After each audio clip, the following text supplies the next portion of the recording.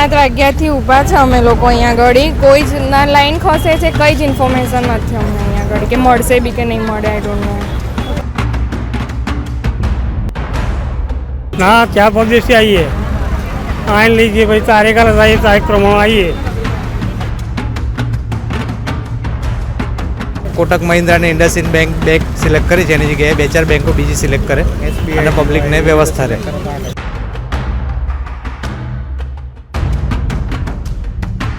વિનંતી કરવા માગીશું કે આ ફોર્મને રદ ના કરે અને કન્ટિન્યુ આગળ અમારા વિશે વિચારે, ભારતની જનતા વિશે વિચારે થોડું. નમસ્કાર, આપ જોઈ રહ્યા છો યુટીસી ન્યૂઝ. જે દેશના વડાપ્રધાનનું સપનું હોય કે ભારતના તમામ લોકો પાસે પોતાનું પાકું મકાન હોય અને તેઓ સારી યોજના પણ બનાવે છે, પરંતુ એ જ દેશના લોકો જ્યારે મકાનના ફોર્મ લેવા માટે સવારે 4 વાગ્યાથી લાઇનમાં ઊભા થઈ જાય ત્યારે આ તસવીર કંઈક અલગ છે.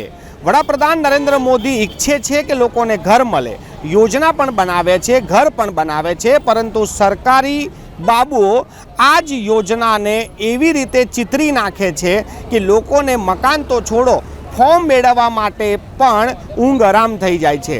આજે નહીં પરંતુ 1 તારીખથી આજે 7 તારીખ સુધી લોકો ખૂબ જ પરેશાન છે. ખૂબ જ ફોર્મ મેળવવા માટે લોકો વહેલા 5 વાગે 4 વાગે આવીને લાઇનમાં ઊભા છે.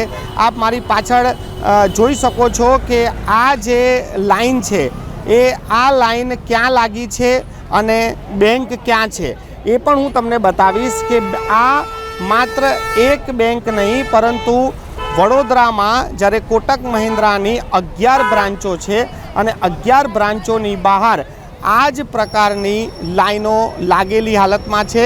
અને આ જે તમામ જે લોકો છે તે ફોર્મ લેવા માટે અહીંયા આગળ ઊભા છે. આ જેટલા પણ લોકો આવ્યા છે, શું કહેશો, કેટલા વાગ્યાથી આવ્યા છો ફોર્મ લે? 7 વાગ્યાના આવ્યા, 7 વાગ્યાના આવ્યા. 7 વાગ્યા પછી અહીંયા આખી લાઈનમાં ઊભા છે. 800-900 જેવું માણસ છે ફોર્મ લેવા માટે. તો આજે જ આવ્યા છો કે રોજ આવો છો? ના, 4-5 દિવસ से आइए आइन लीजिए भाई, तारीख का लगाइए, तारीख प्रमाण आइए. પણ આજે આટલી બધી લોકોને મુશ્કેલીઓ પડી રહી છે, એ વિચાર નથી આવતો કે કેમ આવું થઈ રહ્યું છે? આવું છે કોણ કયા અધિકારીને કહીએ? અધિકારી કહે તો કશું જવાબ નહીં આવતા. એ લોકોને જવાબ તો આપવો પડે ને કે તમે તો આ લાઈનમાં ઊભા રહો. તો 1 તારીખથી ફોર્મ વિતરણની શરૂઆત થઈ હતી, હજુ સુધી ફોર્મ જ નથી મળ્યા કોઈને? નહીં મળ્યા. અમુક લોકોને મળી ગયા છે, અમુક લોકોને નથી મળ્યા, પણ વચ્ચે ફોર્મ પતી ગયા હતા એટલા માટે વચ્ચે નતા વેચતા.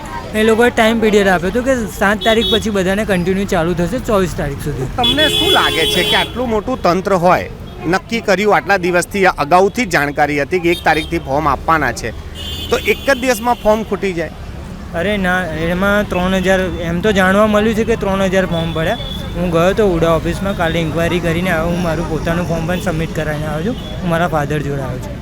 તેમને કીધું છે કે બીજા 18,000 ફોર્મ બહાર પડ્યા છે, બધી હરેક કોટક બેંકમાં વિસ્તરણ પણ કર્યા છે અને મળશે એવું પણ કીધું છે. પણ શક એવો છે, લોકોના મનમાં એવી આશા છે કે મળી જાય, પણ ઘર ઓછા છે, મકાન ઓછા છે. ખાલી પ્રધાનમંત્રીને આપણે ખાલી એટલું જ વિનંતી કરવા માગીશું કે આ ફોર્મને રદ ના કરે અને કન્ટિન્યુ આગળ અમારા વિશે વિચારે, ભારતની જનતા વિશે વિચારે થોડું. આપ જોઈ રહ્યા છો કે પ્રધાનમંત્રી નરેન્દ્ર મોદીને પણ અહીંયાથી અપીલ કરવામાં આવી રહી છે કે આ પ્રકારની યોજના વધુ બનાવે, લોકોને મકાનની જરૂર છે. વડાપ્રધાન સાહેબ, તમે ક્યારથી આવ્યા છો અને શું કહેશો આ વ્યવસ્થાને લઈને? અમે સવારે 7 વાગ્યાના જ આવ્યા છે, અહીંયા આગળ લાઇનમાં જ છે, પણ ત્યાંથી અત્યારે અહીં સુધી જ ખસી છે લાઇન. એટલે મોટો પ્રોબ્લેમ એ છે બેંકમાં કે અહીંયા આગળ ટોકનવાળાને અંદર ઘુસાડે છે, પછી લાઇનમાં નંબરમાં નથી આવતા એ લોકોને બી અંદર ઘુસાડે છે. અનઇવન નંબર લે છે આ લોકો. એવું છે સાહેબ, આ વિચાર નથી આવતો કે આ પ્રકારની વ્યવસ્થા જ કેમ ઊભી કરવાની કે 11 બેંકોની શાખાને આપવાની, જેમની પાસે સ્ટાફ ઓછો છે, એક કરીને ફોર્મ આપે છે? આ ફોર્મ વિતરણ માટે આટલો બધો સમય કેમ? આ તો ફોર્મ વિતરણ માટે તો એકચ્યુઅલી 2-3 બેંક સિલેક્ટ કરવી જોઈએ, બાકીને તો અમુક બધી પબ્લિકને તકલીફ તો બહુ જ પડે છે. એટલે હું એ જ રિક્વેસ્ટ કરું સરકારને કે જે બેંક એક કોટક મહિન્દ્રા અને ઇન્ડસઇન્ડ બેંક સિલેક્ટ કરી છે, એની જગ્યાએ 2-4 બેંકો બીજી સિલેક્ટ કરે અને પબ્લિકને વ્યવસ્થા રહે સરખી રીતે. સાહેબ તમે એવું કહો છો કે તમે 7 વાગ્યાથી ઊભા છો, ઘણા લોકો એવું કહે છે કે 7 દિવસથી ઊભા છે, રોજ આવે છે રોજ જાય છે, તો કાજ બંધ છે હમણાં? નહીં, કામકાજ ચાલુ પણ અલ્ટરનેટ ઊભા રહે ફેમિલીવાળા, કે કાલે મમ્મી ઊભા રહેલા પછી ભાઈ ઊભો રહેલો, એ રીતે હોય અલ્ટરનેટમાં.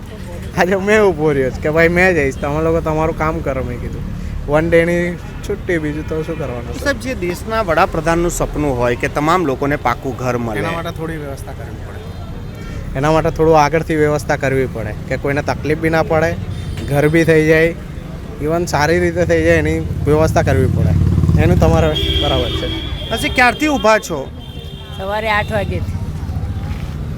અને આજે આયા કે રોજ આવો છો? ના ભાઈ, આજે જ રોજે ટાઈમ મળે છે ને, કામ કરવા જાય તો પછી કેટલી ટાઈમ મળે. તો આટલી બધી લાઈન જોઈને એવું લાગતું નથી કે હવે ઊભા રહીએ, ના ઊભા ઉભા રહીને પાછું જવાનું, પાછું આટલું ઊભો રોજ આવવાનું લાઈનમાં, એના કરતાં આજે જેટલું 4 વાગે તો 4 વાગે લઈને જતું રહેવાનું કરે. આપ જોઈ શકો છો કે આ જે તમામ જે લોકો છે તેનું કેવું છે કે 7 વાગ્યાથી કોઈ આવ્યું છે, કોઈ 6 વાગ્યાથી આવ્યું છે, અને આ ફોર્મ મેળવવા માટે, મકાન તો દૂરની વાત છે પરંતુ ફોર્મ બેટા શું કહેશો, ક્યારથી આવ્યા છો અને શું કહેશો આ સિસ્ટમને જોઈને? 7 વાગ્યાથી ઊભા છે અમે લોકો અહીંયા આગળ. કોઈ જ ના લાઈન ખસે છે, કંઈ જ ઇન્ફોર્મેશન નથી અમને અહીંયા આગળ કે મળશે બી કે નહીં મળે. I don't know. હવે જોવાનું એ રહેશે કે અહીંયા આગળ આવેલા લોકોને આ ફોર્મ ક્યારે મળશે, આ ફોર્મ ભરીને ક્યારે આપશે અને ડ્રો ક્યારે થશે.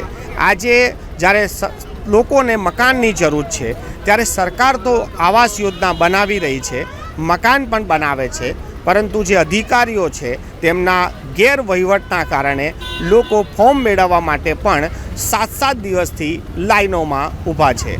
કેમેરામેન પ્રદીપ સાથે મનોજ શર્મા, UTC ન્યૂઝ.